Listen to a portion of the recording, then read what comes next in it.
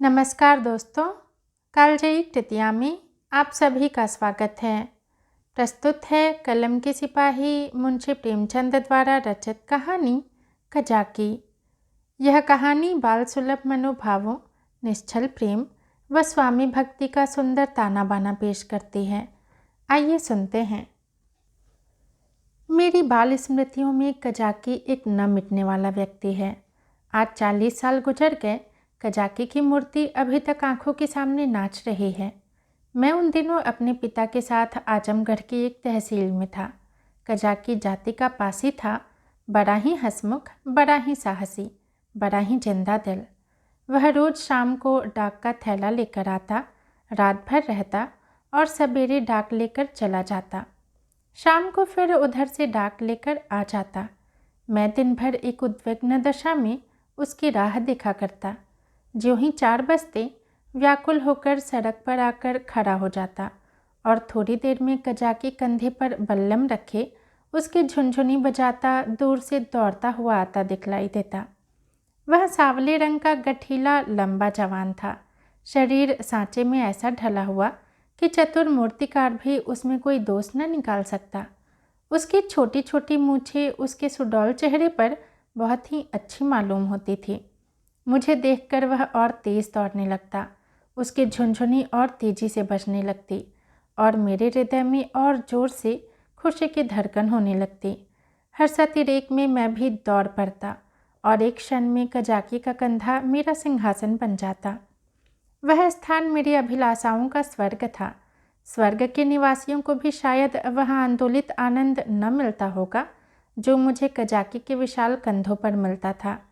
संसार मेरी आंखों में तुच्छ हो जाता और जब कजाकी मुझे कंधे पर लिए हुए दौड़ने लगता तब तो ऐसा मालूम होता मानो मैं हवा के घोड़े पर उड़ रहा हूँ। कजाकी डाकखाने में पहुँचता तो पसीने से तर रहता, लेकिन आराम करने की आदत न थी। थैला रखते ही वह हम लोगों को लेकर किसी मैदान में निकल जाता। कभी हमारे साथ खेलता, कभी बिरहे गाकर सुनाता और कभी कहानियाँ सुनाता। उसे चोरी और डाके, मारपीट, भूत प्रेत की सैकड़ों कहानियाँ याद थीं।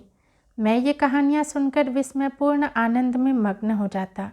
उसकी कहानियों के चोर और डाकू सच्चे योद्धा होते थे जो अमीरों को लूटकर दीन दुखी प्राणियों का पालन करते थे। मुझे उन पर घृणा के बदले श्रद्धा होती थी। एक दिन कजाकी को डाक का थैला लेकर आने में देर हो गई। सूर्यास्त हो गया और वह दिखलाई न दिया। मैं खोया हुआ सा सड़क पर दूर तक आंखें फाड़ फाड़ कर देखता था, पर वह परिचित रेखा न दिखलाई पड़ती थी। कान लगाकर सुनता था, झुन झुन की वह आमोदमय ध्वनि न सुनाई देती थी। प्रकाश के साथ मेरी आशा भी मलिन होती जाती थी। उधर से किसी को आते देखता तो पूछता, कजाकी आता है? पर या तो कोई सुनता ही न था या केवल सिर हिला देता था। सहसा झुनझुन की आवाज़ कानों में आई। मुझे अंधेरे में चारों ओर भूत ही दिखलाई देते थे।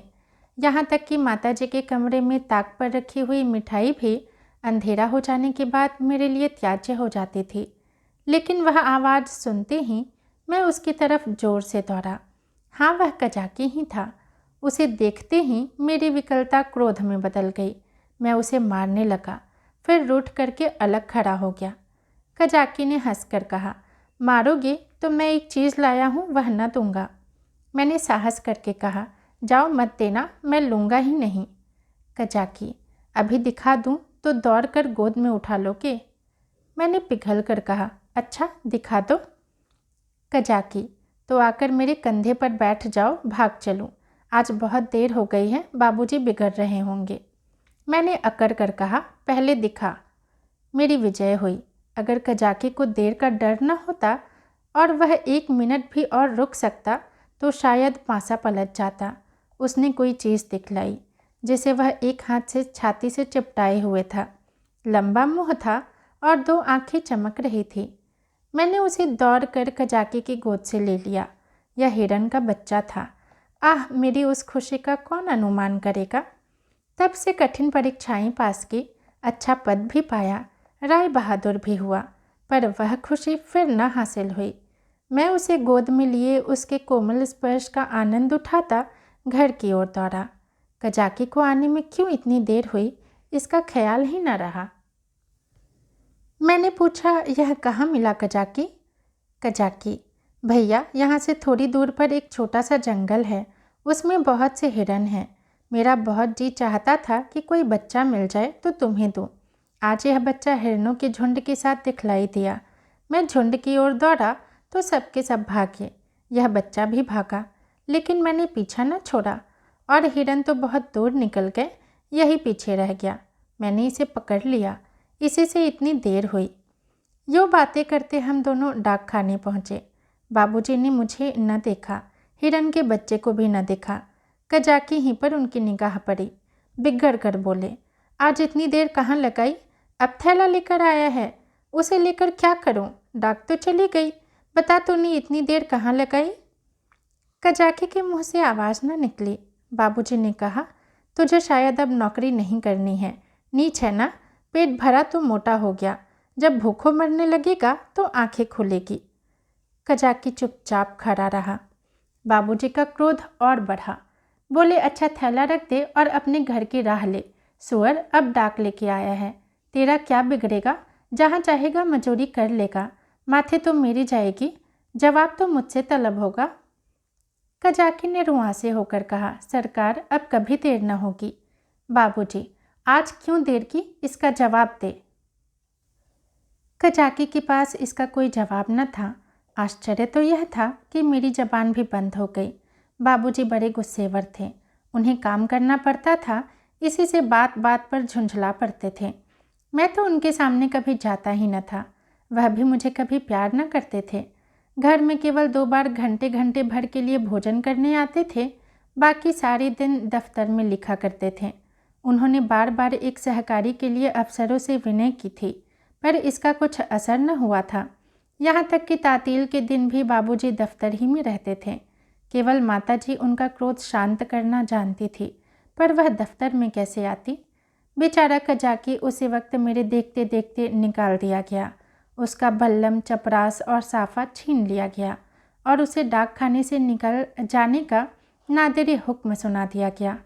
आह, उस वक्त मेरा ऐसा जी चाहता था कि मेरे पास सोने की लंका होती तो कजाकी को दे देता और बाबूजी को दिखा देता कि आपके निकाल देने से कजाकी का बाल भी बाका नहीं हुआ। किसी योद्धा को अपनी तलवार पर जितना घमंड होता है, उतना ही घमंड कजाकी को अपनी चपरास पर था।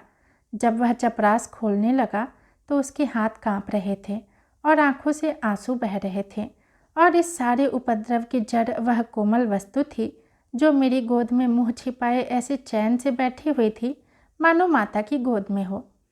जब कजाकी चला तो मैं धीरे धीरे उसके पीछे पीछे चला। मेरे घर के द्वार पर आकर कजाकी ने कहा, भैया अब घर जाओ, सांझ हो गई। मैं चुपचाप खड़ा अपने आंसुओं के वेग को सारी शक्ति से दबा रहा था। कजाकी फिर बोला, भैया मैं कहीं बाहर थोड़ी ही चला जाऊंगा, फिर आऊँगा और तुम्हें कंधे पर बैठाकर कुदाऊँगा। बाबूजी ने नौकरी ले ली है तो क्या इतना भी न करने देंगे? तुमको छोड़कर मैं कहीं नहीं जाऊँगा भैया, जाकर अम्मा से कह दो कजाकी जाता है, उसका कहा सुना माफ़ करें। मैं दौड़ा हुआ घर गया, लेकिन अम्मा जी के कुछ कहने के बदले बिलख बिलख कर रोने लगा। अम्मा जी रसोई के बाहर निकलकर पूछने लगी, क्या हुआ बेटा, किसने मारा? बाबूजी ने कुछ कहा है? अच्छा रह तो जाओ, आज घर आते हैं पूछती हूँ, जब देखो मेरे लड़के को मारा करते हैं। चुप रहो बेटा, अब तुम उनके पास कभी मत जाना। मैंने बड़ी मुश्किल से आवाज़ संभाल कर कहा, कजाकी। अम्मा ने समझा कजाकी ने मारा है। बोली, अच्छा आने दो कजाकी को, देखो खड़े खड़े निकलवा देती हूँ। हर हकारा होकर मेरे बेटे राजा बेटा को मारे, आज ही तो साफा बल्लम सब छिनवाए देती हूँ। वाह। मैंने जल्दी से कहा, नहीं कजाकी ने नहीं मारा, बाबूजी ने उसे निकाल दिया है, उसका साफा बल्लम छीन लिया, चपरास भी ले ली। अम्मा, यह तुम्हारे बाबूजी ने बहुत बुरा किया, वह बेचारा अपने काम में इतना चौकस रहता है, फिर उसे क्यों निकाला? मैंने कहा, आज उसे देर हो गई थी। यह कहकर मैंने हिरन के बच्चे को गोद से उतार दिया। घर में उसके भाग जाने का भय न था। अब तक अम्मा जी की निगाह भी उस पर न पड़ी थी। उसे फुदकते देखकर वह सहसा चौंक पड़ी और लपक कर मेरा हाथ पकड़ लिया कि कहीं यह भयंकर जीव मुझे काट न खाए। मैं कहाँ तो फूट फूट कर रो रहा था और कहाँ अम्मा जी की घबराहट देखकर खिलखिलाकर हंस पड़ा। अम्मा, अरे यह तो हिरन का बच्चा है, कहाँ मिला? मैंने हिरन के बच्चे का सारा इतिहास और उसका भीषण परिणाम आदि से अंत तक कह सुनाया। अम्मा, यह इतना तेज भागता था कि कोई दूसरा होता तो पकड़ ही न सकता। सन सन हवा की तरह उड़ता चला जाता था। कजाकी 5-6 घंटे तक इसके पीछे दौड़ता रहा, तब कहीं जाकर बच्चा मिले। अम्मा जी, कजाकी की तरह तो कोई दुनिया में दौड़ नहीं सकता, इसी से तो इतनी देर हो गई। इसलिए बाबूजी ने बेचारे को निकाल दिया। चपरास, साफा, बल्लम सब छीन लिया। अब बेचारा क्या करेगा? भूखों मर जाएगा। अम्मा ने पूछा, कहाँ है कजाकी? जरा उसे बुला तो लाओ। मैंने कहा, बाहर तो खड़ा है, कहता था अम्मा जी से मेरा कहा सुना माफ़ करवा देना। अब तक अम्मा जी मेरे वृतांत को दिल लगी समझ रही थी। शायद वह समझती थी कि बाबूजी ने कजाकी को डांटा होगा, लेकिन मेरा अंतिम वाक्य सुनकर संशय हुआ। सचमुच तो कजाकी बर्खास्त नहीं कर दिया गया। बाहर आकर कजाकी कजाकी पुकारने लगी, पर कजाकी का कहीं पता न था। मैंने बार बार पुकारा, लेकिन कजाकी वहाँ नहीं था। खाना तो मैंने खा लिया, बच्चे शौक में खाना नहीं छोड़ते, खासकर जब रबड़ी भी सामने हो, मगर बड़ी देर रात तक पड़े पड़े सोचता रहा।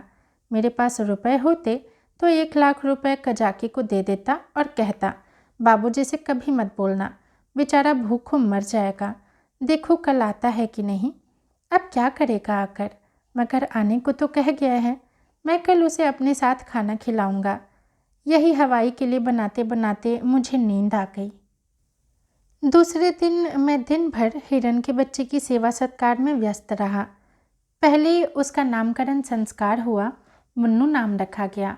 फिर मैंने उसका अपने सब हमजोलियों और सहपाठियों से परिचय कराया। दिन ही भर में वह मुझसे इतना हिल मिल गया कि मेरे पीछे पीछे दौड़ने लगा। इतनी ही देर में मैंने उसे अपने जीवन में एक महत्वपूर्ण स्थान भी दे दिया। अपने भविष्य में बनने वाले विशाल भवन में उसके लिए अलग कमरा बनाने का भी निश्चय कर लिया। चारपाई, सैर करने की फिटन आदि की भी आयोजन कर ली। लेकिन संध्या होते ही मैं सब कुछ छोड़ छाड़ कर सड़क पर जा खड़ा हुआ और कजाकी की बाट जोहने लगा। जानता था कि कजाकी निकाल दिया गया है, अब उसे यहाँ आने की कोई ज़रूरत नहीं है। फिर न जाने फिर मुझे क्यों यह आशा हो रही थी कि वह आ रहा है। एकाएक मुझे ख्याल आया कि कजाकी भूखों मर रहा होगा। मैं तुरंत घर आया। अम्मा दिया बत्ती कर रही थी। मैं चुपके से एक टोकरी में आटा निकाला और आटा हाथों में लपेटे टोकरी से गिरते आटे की एक लकीर बनाता हुआ भागा। जाकर सड़क पर खड़ा हुआ ही था कि कजाकी सामने से आता दिखलाई दिया। उसके पास बल्लम भी था, कमर में चपरास भी थी, सिर पर साफा भी बंधा हुआ था, बल्लम में डाक का थैला भी बंधा हुआ था। मैं दौड़कर उसकी कमर से चिपट गया और विस्मित होकर बोला, तुम्हें चपरास और बल्लम कहाँ से मिल गया कजाकी? कजाकी ने मुझे उठाकर कंधे पर बैठाते हुए बोला, वह चपरास किस काम की थी भैया? वह तो गुलामी की चपरास थी। यह पुरानी खुशी की चपरास है। पहले सरकार का नौकर था, अब तुम्हारा नौकर हूँ। यह कहते कहते उसकी निगाह टोकरी पर गई जो वहीं रखी थी। बोला, यह आटा कैसा है भैया? मैंने सकुचाते हुए कहा, तुम्हारे लिए ही तो लाया हूँ, तुम्हें भूख लगी होगी, आज क्या खाया होगा? कजाकी, आंखें तो मैं न देख सका, उसके कंधे पर बैठा हुआ था। हाँ, उसकी आवाज़ से मालूम हुआ कि उसका गला भर आया है। बोला, भैया क्या रूखी ही रोटियां खाऊंगा, दाल, नमक, घी और तो कुछ नहीं है। मैं अपनी भूल पर बहुत लज्जित हुआ। सच तो है, बेचारा रूखी रोटियां कैसे खाएगा, लेकिन नमक, दाल, घी कैसे लाऊं? अब तो अम्मा चौके में होंगी। आटा लेकर तो किसी तरह भाग आया था। अभी तक मुझे मालूम न था कि मेरी चोरी पकड़ ली गई। आटे की लकीर ने सुराग दे दिया है। अब ये 3 चीज़ें कैसे लाऊंगा? अम्मा से मांगूंगा तो कभी न देंगी। एक एक पैसे के लिए तो घंटों रुलाती हैं। इतनी सारी चीज़ें क्यों देने लगी? एकाएक मुझे एक बात याद आई। मैंने अपनी किताबों के बस्तों में कई आने पैसे रख छोड़े थे। मुझे पैसे जमा करके रखने में बड़ा आनंद आता था। मालूम नहीं अब वह आदत क्यों बदल गई। अब भी वही हालत होती तो शायद इतना फाके मस्त न रहता। बाबूजी मुझे प्यार तो कभी न करते थे, पर पैसे खूब देते थे। शायद अपने काम में व्यस्त रहने के कारण मुझसे पिंड छुड़ाने के लिए इसी नुस्खे को सबसे आसान समझते थे। इनकार करने में मेरे रोने और मचलने का भय था। इस बाधा को वह दूर ही से टाल देते थे। अम्मा जी का स्वभाव इससे ठीक प्रतिकूल था। उन्हें मेरे रोने और मचलने से किसी काम में बाधा पड़ने का भय न था। आदमी लेटे लेटे दिन भर रोना सुन सकता है, हिसाब लगाते हुए जोर की आवाज़ से ध्यान पट जाता है। अम्मा मुझे प्यार तो बहुत करती थी, पर पैसे का नाम सुनते ही उनकी थ्योरियाँ बदल जाती थी। मेरे पास किताबें न थी। हाँ, एक बस्ता था जिसमें डाक खाने के 2-4 फार्म तह करके पुस्तक रूप में रखे हुए थे। मैंने सोचा दाल नमक घी के लिए क्या उतने पैसे काफ़ी न होंगे, मेरी तो मुट्ठी में नहीं आते। यह निश्चय करके मैंने कहा, अच्छा मुझे उतार दो तो मैं दाल और नमक ला दूँ, मगर रोज़ आया करोगे ना? कजाकी, भैया खाने को दोगे तो क्यों ना आऊँगा। मैंने कहा, मैं रोज़ खाने को दूँगा। कजाकी बोला, तो मैं रोज़ आऊँगा। मैं नीचे उतरा और दौड़कर सारी पूंजी उठा लाया। कजाकी को रोज़ बुलाने के लिए उस वक्त मेरे पास कोहिनूर हीरा भी होता तो उसको भेंट करने में मुझे पेशोपेश न होता। कजाकी ने विस्मित होकर पूछा, ये पैसे कहाँ पाए भैया? मैंने गर्व से कहा, मेरे ही तो हैं। कजाकी, तुम्हारी अम्मा जी तुमको मारेंगी, कहेंगी कजाकी ने फुसलाकर मंगवा लिए होंगे। भैया, इन पैसों की मिठाई ले लेना और मटके में रख देना। मैं भूखों नहीं मरता, मेरे 2 हाथ हैं, मैं भला भूखों मर सकता हूँ। मैंने बहुत कहा कि पैसे मेरे हैं, लेकिन कजाकी ने न लिए। उसने बड़ी देर तक इधर उधर की सैर कराई, गीत सुनाए और मुझे घर पहुँचाकर चला गया। मेरे द्वार पर आटे की टोकरी भी रख दी। मैंने घर में कदम रखा ही था कि अम्मा जी ने डांट कर कहा, क्यों रे चोर, तू आटा लेकर कहाँ गया था? अब चोरी करना सीखता है? बता किसको आटा दे आया, नहीं तो तेरी खाल उधेर कर रख दूंगी। मेरी नानी मर गई। अम्मा क्रोध में सिंघनी हो जाती थी। सिर पिटा कर बोला, किसी को तो नहीं दिया? अम्मा, तूने आटा नहीं निकाला, देख कितना आटा सारे आंगन में बिखरा पड़ा है। मैं चुप खड़ा था। वह कितना ही धमकाती थी, चुमकारती थी, पर मेरी जबान न खुलती थी। आने वाली विपत्ति के भय से प्राण सूख रहे थे। यहाँ तक कि यह भी कहने की हिम्मत न पड़ती थी कि बिगड़ती क्यों हो, आटा तो द्वार पर रखा हुआ है और ना उठाकर लाते ही बनता था, मानो क्रिया शक्ति ही लुप्त हो गई हो, मानो पैरों में हिलने की सामर्थ्य ही नहीं। सहसा कजाकी ने पुकारा, बहू जी, आटा द्वार पर रखा हुआ है, भैया मुझे देने को ले गए थे। यह सुनते ही अम्मा द्वार की ओर चली गईं। कजाकी से वह पर्दा न करती थीं। उन्होंने कजाकी से कोई बात की या नहीं, यह तो मैं नहीं जानता, लेकिन अम्मा जी खाली टोकरी लिए हुए घर में आई, फिर कोठरी में जाकर संदूक से कुछ निकाला और द्वार की ओर गई। मैंने देखा कि उनकी मुट्ठी बंद थी। अब मुझसे वहाँ खड़े न रहा गया। अम्मा जी के पीछे पीछे मैं भी गया। अम्मा ने द्वार पर कई बार पुकारा, मगर कजाकी चला गया था। मैंने बड़ी धीरता से कहा, मैं जाकर खोज लाऊं अम्मा जी। अम्मा जी ने किवाड़ी बंद करते हुए कहा, तुम अंधेरे में कहाँ जाओगे, अभी तो यहीं खड़ा था। मैंने कहा कि यहीं रहना, मैं आती हूँ। तब तक न जाने कहाँ खिसक गया। बड़ा संकोची है, आटा तो लेता ही न था, मैंने ज़बरदस्ती उसके अंगोछे में बांध दिया। मुझे तो बेचारे पर बड़ी दया आती है, न जाने बेचारे के घर में कुछ खाने को है या नहीं। रुपए लाई थी कि दे दूंगी, पर न जाने कहाँ चला गया। अब तो मुझे भी साहस हुआ। मैंने अपनी चोरी की पूरी कथा कह डाली। बच्चों के साथ समझदार बच्चे बनकर माँ बाप उन पर जितना असर डाल सकते हैं, जितनी शिक्षा दे सकते हैं, उतने बूढ़े बनकर नहीं। अम्मा जी ने कहा, तुमने मुझसे पूछ क्यों न लिया, क्या मैं कजाकी को थोड़ा सा आटा न देती? मैंने इसका उत्तर न दिया। दिल में कहा, इस वक्त तुम्हें कजाकी पर दया आ गई है, जो चाहे दे डालो, लेकिन मैं मांगता तो मारने दौड़ती। हाँ, यह सोचकर चित्त प्रसन्न हुआ कि जब कजाकी अब भूखों न मरेगा, अम्मा जी उसे रोज़ खाने को देंगी और वह रोज़ मुझे कंधे पर बिठाकर सैर कराएगा। दूसरे दिन मैं दिन भर मुन्नू के साथ खेलता रहा। शाम को सड़क पर जाकर खड़ा हो गया, मगर अंधेरा हो गया और कजाकी का कहीं पता नहीं। दिए जल गए, रास्ते में सन्नाटा छा गया, पर कजाकी न आया। मैं रोता हुआ घर आया। अम्मा जी ने पूछा, क्यों रोते हो बेटा, क्या कजाकी नहीं आया? मैं और ज़ोर से रोने लगा। अम्मा जी ने मुझे छाती से लगा लिया। मुझे ऐसा मालूम हुआ कि उनका भी कंठ गदगद हो गया है। उन्होंने बोला, बेटा चुप हो जाओ, मैं कल किसी हरकारे को भेजकर कजाकी को बुलवाऊंगी। मैं रोते ही रोते सो गया। सवेरे ज्यों ही आँख खुली, मैंने अम्मा जी से कहा, कजाकी को बुलवा दो। अम्मा ने कहा, आदमी गया है बेटा, कजाकी आता होगा। खुश होकर खेलने लगा। मुझे मालूम था अम्मा जी जो बात कहती हैं उसे पूरा ज़रूर करती हैं। उन्होंने सवेरे ही एक हरकारे को भेज दिया है। 10 बजे जब मैं मुन्नू को लिए हुए घर आया तो मालूम हुआ कि कजाकी अपने घर पर नहीं मिला। वह रात को भी घर न गया था।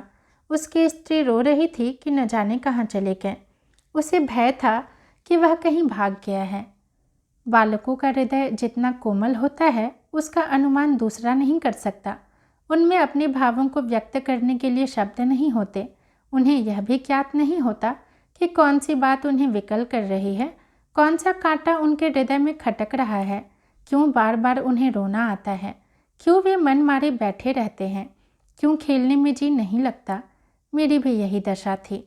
कभी घर में आता, कभी बाहर जाता, कभी सड़क पर जा पहुंचता। आंखें कजाकी को ढूंढ रही थी। वह कहाँ चला गया, कहीं भाग तो नहीं गया। तीसरे पहर को मैं खोया हुआ सा सड़क पर खड़ा था। सहसा मैंने कजाकी को एक गली में देखा। हाँ, वह कजाकी ही था। मैं उसकी ओर चिल्लाता हुआ दौड़ा, पर गली में उसका पता न था। न जाने किधर गायब हो गया। मैंने गली के इस सिरे से उस सिरे तक देखा, मगर कहीं कजाकी की गंध तक न मिली। घर जाकर मैंने अम्मा जी से यह बात कही।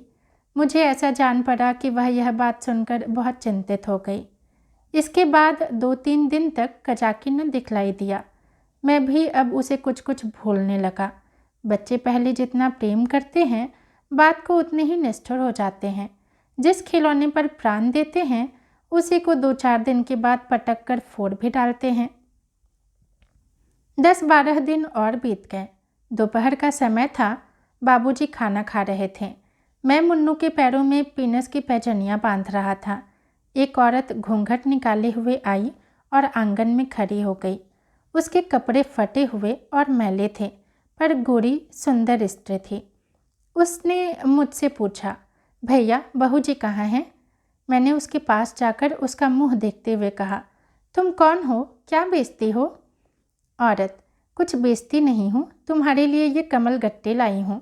भैया तुम्हें तो कमल गट्टे बहुत अच्छे लगते हैं ना? मैंने उसके हाथों से लटकती हुई पोटली को उत्सुक नेत्रों से देखकर पूछा, कहाँ से लाई हो, देखें? औरत, तुम्हारे हरकारे ने भेजा है भैया। मैंने उछल कर पूछा, कजाकी ने? औरत ने सिर हिलाकर हाँ कहा और पोटली खोलने लगी। इतने में अम्मा जी भी रसोई से निकल आईं। उसने अम्मा के पैरों का स्पर्श किया। अम्मा ने पूछा, तू कजाकी की घरवाली है?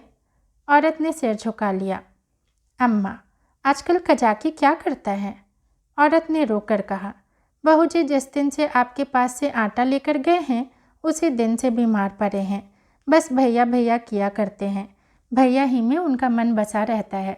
चौंक चौंक कर भैया भैया कहते हुए द्वार की ओर दौड़ते हैं। न जाने उन्हें क्या हो गया है बहू जी। एक दिन मुझसे कुछ कहा न सुना, घर से चल दिए और एक गली में छिपकर भैया को देखते रहे। जब भैया ने उन्हें देख लिया तो भागे, तुम्हारे पास आते हुए लजाते हैं। मैंने कहा, हाँ हाँ, मैंने उस दिन तुमसे जो कहा था अम्मा जी। अम्मा, घर में कुछ खाने पीने को है? औरत, हाँ बहू जी, तुम्हारे आशीर्वाद से खाने पीने का दुख नहीं है। आज सवेरे उठे और तालाब की ओर चले गए। बहुत कहती रही बाहर मत जाओ, हवा लग जाएगी, मगर न माने। मारे कमजोरी के पैर कांपने लगते हैं, मगर तालाब में घुसकर ये कमल गट्टे तोड़ लाएं। तब मुझसे कहा, ले जा भैया को दे आ, उन्हें कमल गट्टे बहुत अच्छे लगते हैं। कुशल छीम पूछती आना। मैंने पोटली से कमल गट्टे निकाल लिए थे और मज़े से चख रहा था। अम्मा ने बहुत आंखें दिखाई, मगर यहाँ इतनी सब्र कहाँ? अम्मा ने कहा, कह देना सब कुशल है। मैंने कहा, यह भी कह देना कि भैया ने बुलाया है, न जाओगी तो फिर तुमसे कभी ना बोलेंगे हाँ। बाबूजी खाना खाकर निकल आए थे। तौलिए से हाथ मुंह पोंछते हुए बोले, और यह भी कह देना कि साहब ने तुमको बहाल कर लिया है। जल्दी जाओ, नहीं तो कोई दूसरा आदमी रख लिया जाएगा। औरत ने अपना कपड़ा उठाया और चली गई। अम्मा ने बहुत पुकारा पर वह न रुकी। शायद अम्मा जी उसे सीधा देना चाहती थी। अम्मा ने पूछा, सचमुच बहाल हो गया? बाबूजी, और क्या झूठे ही बुला रहा हूँ? मैंने तो 5वें ही दिन बहाली की रिपोर्ट की थी। अम्मा, यह तुमने अच्छा किया। बाबूजी, उसकी बीमारी की यही दवा है। प्रातःकाल में उठा तो क्या देखता हूँ कि कजाकी लाठी टेकता हुआ चला आ रहा है। वह बहुत दुबला हो गया था। मालूम होता था बूढ़ा हो गया है। हरा भरा पेड़ सूख कर ठूंठा हो गया था। मैं उसकी ओर दौड़ा और उसकी कमर से चिमट गया। कजाकी ने मेरे गाल चूमे और मुझे उठाकर कंधे पर बैठलाने की चेष्टा करने लगा, पर मैं न उठ सका। तब वह जानवरों की भांति भूमि पर हाथों और घुटनों के बल खड़ा हो गया और मैं उसकी पीठ पर सवार होकर डाकखाने की ओर चला। मैं उस वक्त फूला न समाता था और शायद कजाकी मुझसे भी ज़्यादा खुश था। बाबूजी ने कहा, कजाकी तुम बहाल हो गए, अब कभी देर न करना। कजाकी रोता हुआ पिताजी के पैरों पर गिर पड़ा, मगर शायद मेरे भाग्य में दोनों सुख भोगना न लिखा था। मुन्नू मिला तो कजाकी छूटा, कजाकी आया तो मुन्नू हाथ से गया, और ऐसा गया कि आज तक उसके जाने का दुख है। मुन्नू मेरी ही थाली में खाता था। जब तक मैं खाने न बैठूं, वह भी कुछ न खाता था।